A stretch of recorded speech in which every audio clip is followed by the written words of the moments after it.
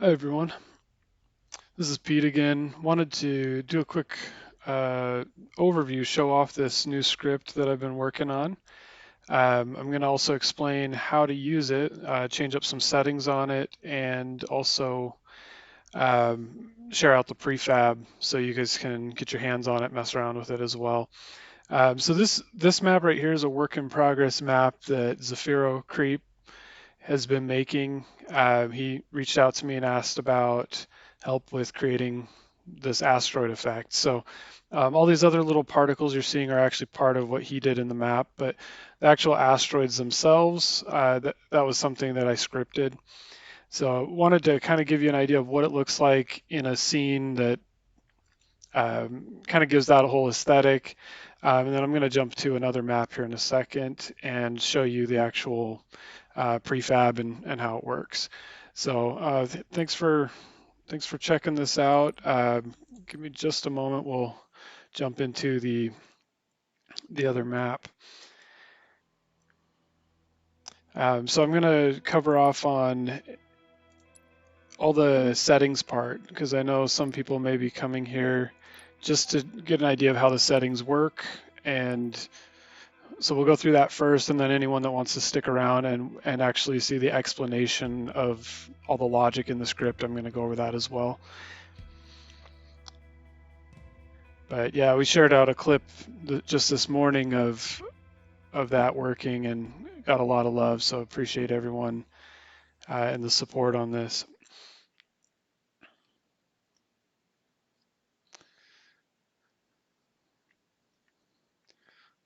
All right. So the cool thing about this script is you're going to be able to just plop the script into your map. It'll work out of the box with up to 48 objects. So in this case, for this demo, we're going to use a bunch of rocks like asteroids, but you can really put any dynamic object into this script. So far, things that are normal, they're not going to work the way you think they will because it doesn't have like anti-gravity. But let me just run this real quick, show you what this looks like. I turned up the speed, so they're going really fast right now. And I'll show you how to adjust the speed, adjust the direction, things like that. But the idea is that they're going to be in a linear movement. So they're going to go from point A to point B in a straight line. They eventually disappear.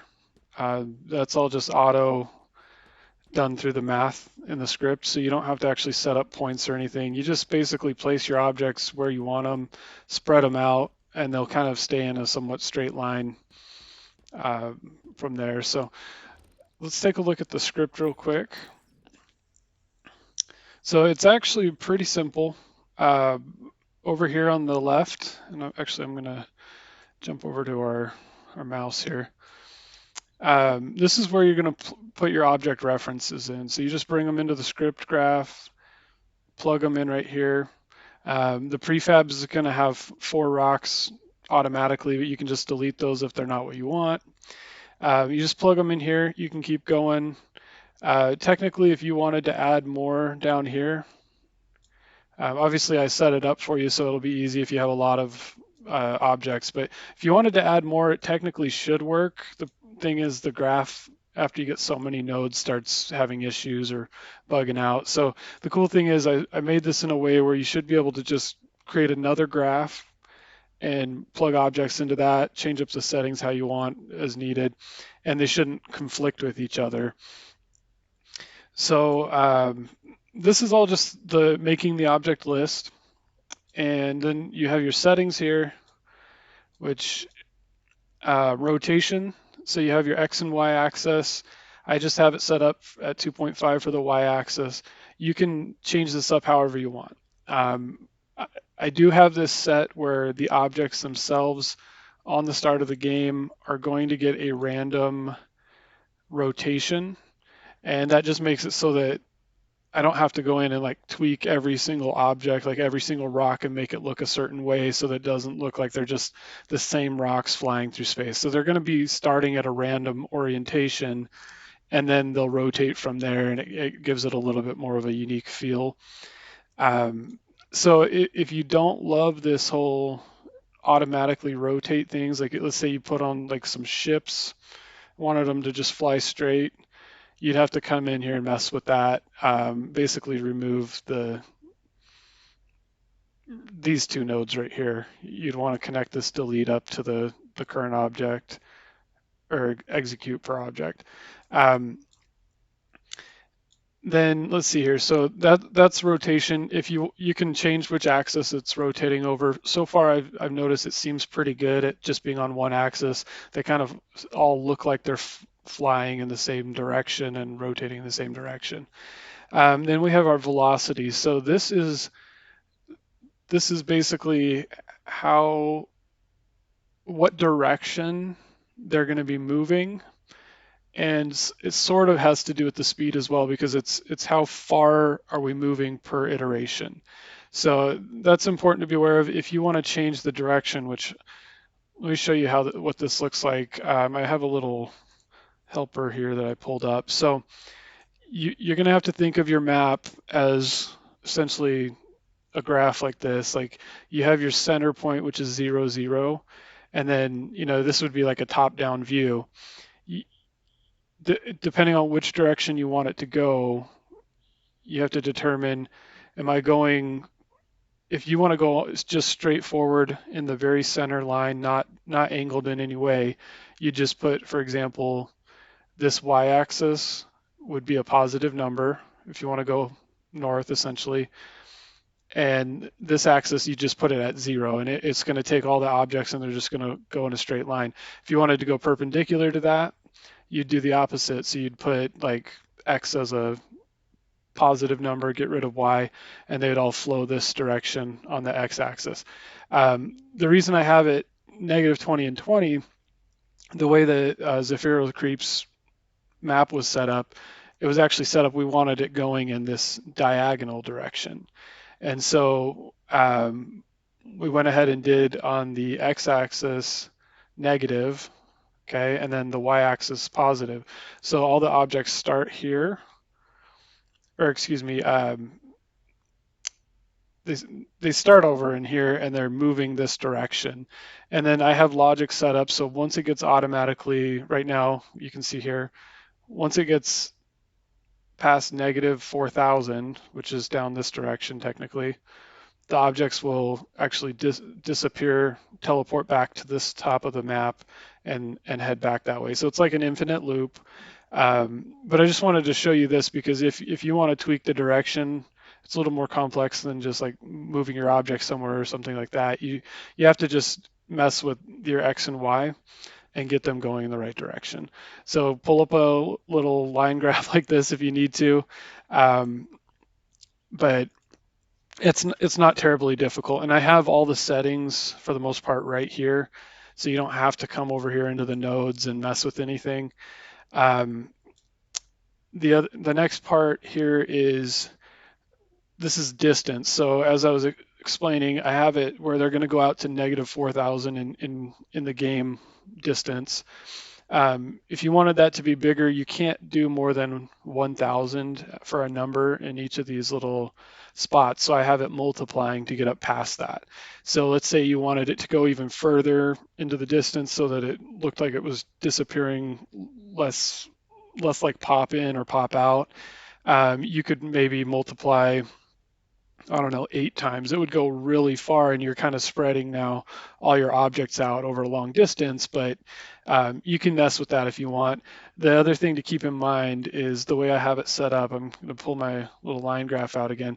If you're going negative in one of these directions for your check, it's going to teleport to whatever distance it is whenever it hits that max distance. So for example, if you're going 4,000 this way, it's going to come up 4,000 on the positive side over this way, or I guess flip-flopped. And so if you want them, you kind of have to have everything centered on your map. It goes out one way, however far you want. If you want it smaller, you could put it like 500, and it'll come out 500 here. It'll teleport to 500 over here, and keep going in that direction. So hopefully that makes sense. Or you can just plop it in, see what direction they're going, build your map around that. If you don't want to mess with this, that's totally fine as well. Um, so this one here, max spawn seconds, this is really just saying at the beginning of the game, I have it go through and like basically remove all the rocks so they're not just like hovering on your map. Um, those rocks get removed and then they get introduced back in on like intervals. That way they're going to come out and not be in one giant clump. They're going to be kind of spread out. So again, your initial value, I just have them every 1 second they're spawning in right now. If you wanted it to be spaced out even more than that, you could do like every 5 seconds or whatever you wanted to do. Um, so it's super simple. You can just up that, but keep in mind the more time you have before introducing the next one, the more time it's going to take to get that whole field of asteroids or whatever objects moving into your map. So just keep that in mind. Right now, if we have, let's say, I think I have 24 objects right now, it's going to take a minimum of 24 seconds to get every object into the rotation. So that's really the main summary of the the movement. So I want to show you a couple things. Let's say, for example, we have this vector 3. We want to slow things down. Okay, I'm going to keep them. Actually, I'm going to move the direction as well. So let's put this at a 0. We want it to only go on the y-axis, and we want to slow things down. So every iteration that we have through this automation, it's moving at 20 distance in this case. Let's move it instead 5 distance because we want these asteroids to be moving much slower than they currently are. Let's go ahead and run it that way. You're going to notice it's not quite as fast. You see how they're flowing. So it'll feel like if you built a spaceship or whatever you're on, it'll feel like they're moving through space differently. Also keep in mind they're all moving now at this line. And the way that they're spaced out left and right from each other is based on where I had them. So you notice how I kind of spread them all out this way. Well, let's say I wanted to move something really far out here, because this is important. How you set them up is going to be kind of the line, the invisible track that they're on. Now we're going to have one that's all the way out here moving in that same direction. So it'll be over this way. We're going to see one kind of far out there once it spawns in.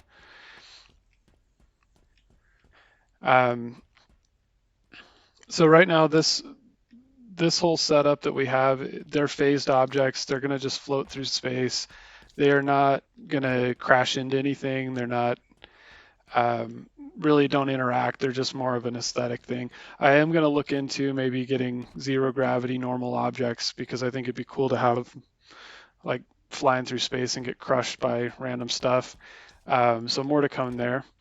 Those ones actually, they're all kind of in a clump, you notice, because we slowed everything down, but they're only coming out every 1 second.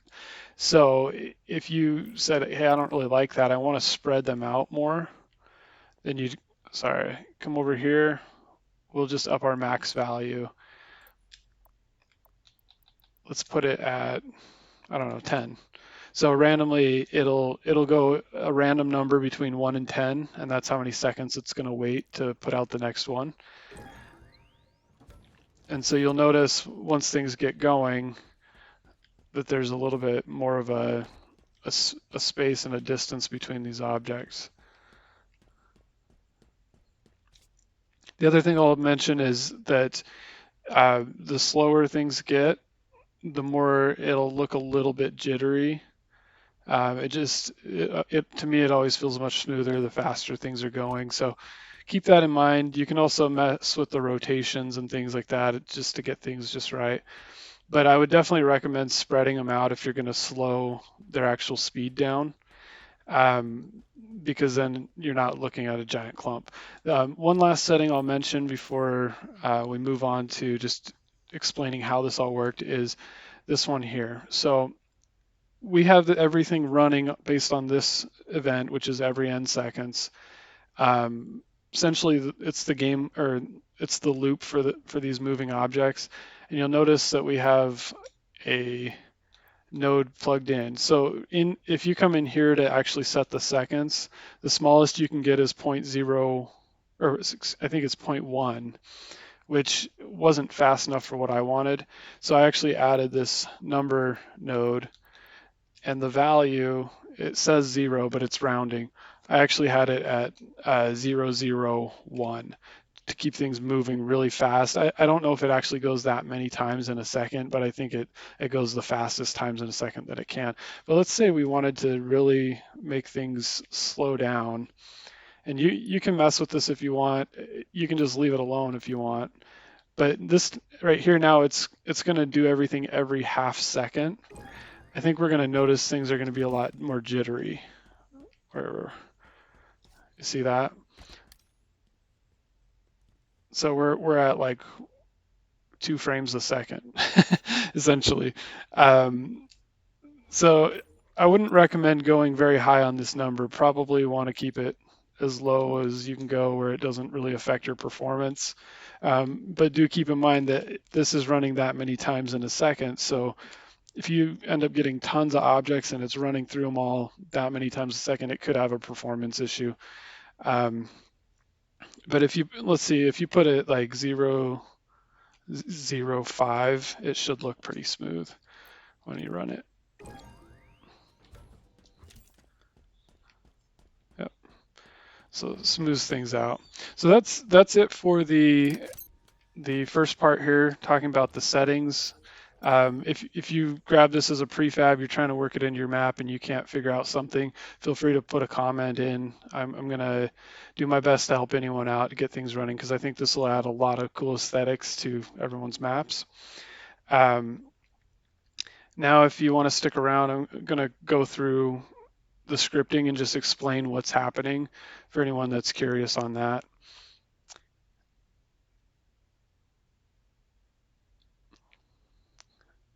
Okay, so first thing is on the game start, I'm going through that entire object list. So I saved the list in a variable, and that's what I'm accessing here. I'm going to go through every single one of them. I set a random rotation, and then I'm actually deleting the object, meaning it's going to disappear from the map. That way I can kind of introduce them, which is what this next part is. This comes in really handy for anyone that's getting into scripting. If you want to, because a lot of scripting is 3D, you're kind of like 3D animating or things or just kind of a chain of events. A lot of the time, deleting an object and then having it pop in later is super handy. Like, for example, sounds. You want a sound to play for a second or two, you delete it and then pop it back in next time you want that to play. So you'll have spawn object, which is the opposite of delete, and it brings objects back in.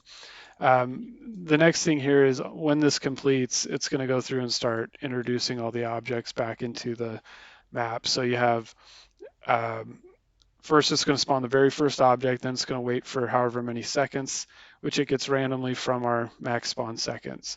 So again, it's going between 1 and whatever we set that as, and then you get a random number between those numbers. It could be 1, 2, 3, 4, really short, or it could be longer. It could be 15, 15, 15. It just depends what you set it at. So this is all completely separate from the rest of it. It's more of just like a setup section that we do on game start. Everything else is really here. So we have every 0.005 seconds is what it's set right now. We're going to trigger this event. This event's down here, and I'll explain that in a moment. This right here is grabbing our list, checking the size of the list, and then it's grabbing random objects based on that size. Basically, it randomizes the list. The reason we did that is so that you don't always have the same rocks moving at this first, second, third, fourth, and so on.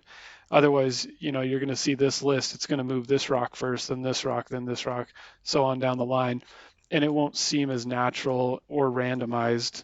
The cool thing about randomizing it like this and then having the random rotation, every time you run this, it's going to look different. You're going to have different objects moving in succession from each other, different orientations, things like that. Okay, and then so that's just basically randomizing the list and plugging it into our event. And then we're coming here. All we have coming in is that list. And then what it's doing is, you know, tons of times every second, it's coming in and it's going to set the object rotation. So we set it at right now 2.5 on the y-axis, I think it was. That just means, and because it's true here for relative, it's just going to take the object and rotate it 2.5 degrees essentially on that in the direction that it's facing, and it'll just do that over and over. And since it's happening so many times a second, that's how we get that smooth movement. The next part is we have a branch here. We're checking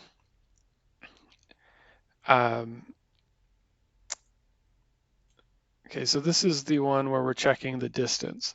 So we want it to keep moving in a straight line, but if it's so far out and we want it to start that loop over and move to the other side of the map, we got to check that, and that's really what's happening here.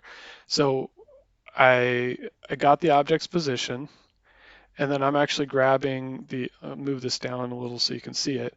I'm grabbing the x-axis in this case to see what's the max distance right now? Or excuse me, is it past the max distance? If it is, then it's going to, instead of moving the object forward, it's going to do the set position and kind of teleport it to the other side of the map. So we have that. And I guess one thing to note is if you mess around with this distance, it's based on the x-axis. So whatever your x-axis is, you may have to flip-flop that number. Again, reach out to me if you run into trouble. Okay, so then the next thing it's going to do, if it's true, so then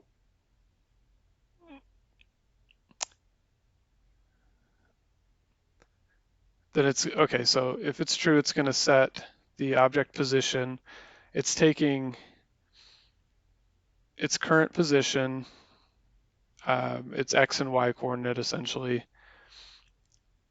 I'm not messing with the z coordinate, so it's going to stay in the same height, but it'll take that other position and move the object forward or backward or whatever direction that many pieces. So again, coming to our little grid here, if we're moving this direction and I add 1 to the x-axis and -1 to the y-axis, we're going to go diagonally to this point, and then we're going to go next iteration, we're going to keep going in a straight line that way. You could do, +2 and -3, so you come over +2, -3, and it's essentially, you're going along that slope line. Okay, the last part here is, so that just moves it. This last part is doing some calculations to set the position on the opposite side of the map. And really all it's doing is taking the current object position and it's making it the opposite of itself. So again, if you have a positive x-axis and you multiply it by -1, it now becomes negative. And then if you have a positive y, it becomes negative. If you have a negative, it becomes positive. So it's just flip-flopping it. Basically, if you're up here, it's going to go to the opposite over here. If you're over here, it's going to go to the opposite over there, so on. So that's kind of the gist of it. It's, again, really simple in concept. It was actually more simple than I thought it would be once I figured out how to get it running. And then the other thing, I think I mentioned it before, but everything's local, so these shouldn't conflict with other brains. So if you decide, okay, I want to do 48 objects on this brain, 48 on the next, and 48 on a third, you just plug in the objects you want, and then adjust any settings you want, and it should all run together. So I'm going to stop it there. Definitely want to thank everyone for watching. I hope you find some value in this. Use it in your maps. Doesn't have to be rocks. It can be any object that's dynamic. Um, and definitely, if you use this and make something cool, let me know. Make a comment. Reach out to me on Twitter. I want to see people using this because I think it's going to change a lot of maps and make them feel a little more immersive. So thanks again for watching, and hope you guys all have a wonderful day.